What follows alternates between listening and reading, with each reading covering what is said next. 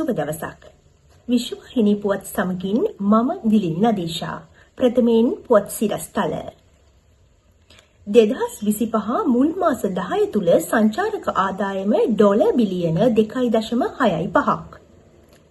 දකුණු පළාත් ආණ්ඩුකාර බන්දුල හරිශ්චන්ද්‍ර අභාවප්‍රාප්ත වෙයි. දුම්රිය රියදුරු සහ නියාමක තනතුරු සඳහා සුදුසුකම් ලක් පිරිසකට පත්වීම් ලිපි. සැකකරුවෙකු අත්අඩංගුවට ගන්න පොලිසිය මහජන සහාය පතයි. ප්‍රදේශ කිහිපයකට මිලිමීටර් 100ට අධික තද වැසි. පරිභෝජනයට නුසුදුසු වියලි මිරිස් තොගයක් වටලයි. උපාධි පාඨමාලා 131කට පොලි රහිත ශිෂ්‍ය ණය. ශ්‍රී ලංකා ඇමරිකා තවත් ආරක්ෂක ගිවිසුමක්. නොවැම්බර් 24 සිට බැංකු කාඩ්පත් මගින් බස් ගාස්තු ගෙවීමට පියවර. පුවත් සවිස්තරාත්මකව.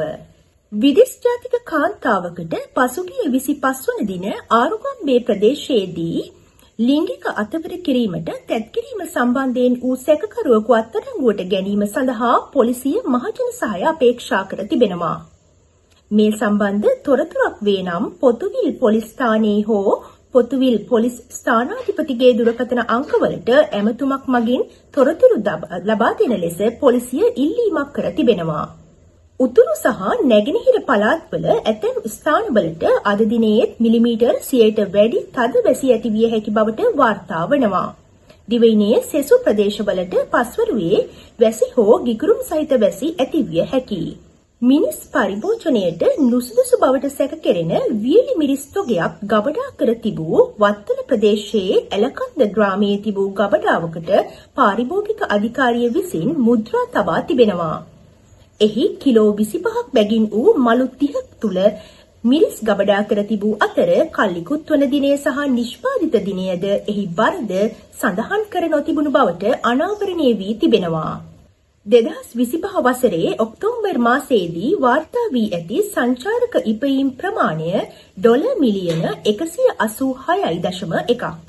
මහ බැංකුව සඳහන් කරන්නේ 2024 මුල් මාස 10හි සංචාරක ඉපයීම් ප්‍රමාණය හා සැසඳීමේදී මෙය 4.9ක වර්ධනයක් බවයි.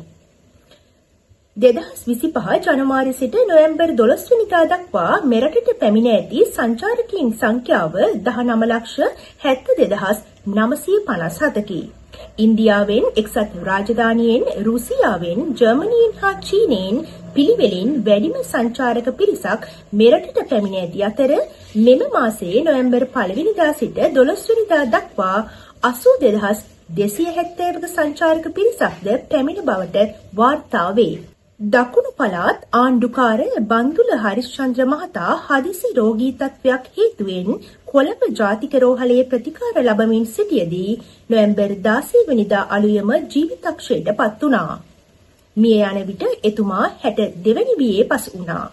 ශ්‍රී ලංකා දුම්රිය දෙපාර්තමේන්තුවේ පුරප්පාඩුව පැවති දුම්රිය රියදුරු සහ නියාමක යන තනතුරු වෙනුවෙන් පැවති විවෘත තරඟ විභාගයෙන් සුදුසුකම් ලත් පිරිසක් වෙනුවෙන් නවක රියදුරු පත්වීම් 85ක්ද නියාමකවරුන් 6ක් වෙනුවෙන්ද අමාත්‍යවරයා විසින් පත්වීම් ලිපි ලබා දුන්නා. රජය පිළිගත් උපාධි ප්‍රදානය කරන ආයතන 18ක් මගින් පිරිනැමෙන උපාධි පාඨමාලා 131ක් සඳහා පොලි රහිත ශිෂ්‍ය ණය යෝජනා ක්‍රමයේ යටතේ සිසුන් බඳවා ගැනීමට අයදුම්පත් කැඳවා තිබෙනවා. 2022, 2023, 2024 වසරවල උසස් පෙළ විභාගයට පෙනී සිටි සිසුන්ට මේ සඳහා අයදුම් කළ හැකි අතර නොවැම්බර් 30 වෙනිදායින් අයදුම්පත් බාර ගැනීම අවසන් කෙරෙනවා.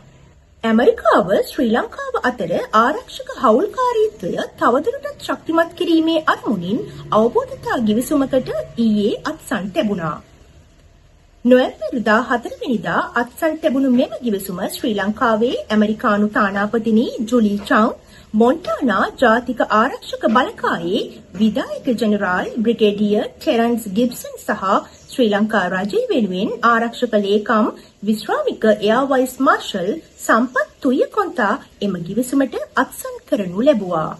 එළඹෙන නොවැම්බර් 24 දින සිට බස් ගාස්තු බැංකු කාඩ්පත් භාවිතයෙන් ශ්‍රී ලංකා ජනතාවට ගෙවීමට අවස්ථාව හිමිවන බව ප්‍රවාහන අමාත්‍ය බිමල් රත්නායක මහතා පසුගියදා පාර්ලිමේන්තුවේදී ප්‍රකාශ කළා. මේ පුවතත් සමගින් මේ සතියට නියමිත විශ්වවාහිනී පුවත් මින් සමාප්තයි. නැවතත් ඊළඟ සතියේ හමුවනතුරු ඔබට සුවදායක සතියක්. ආයුබෝවන්.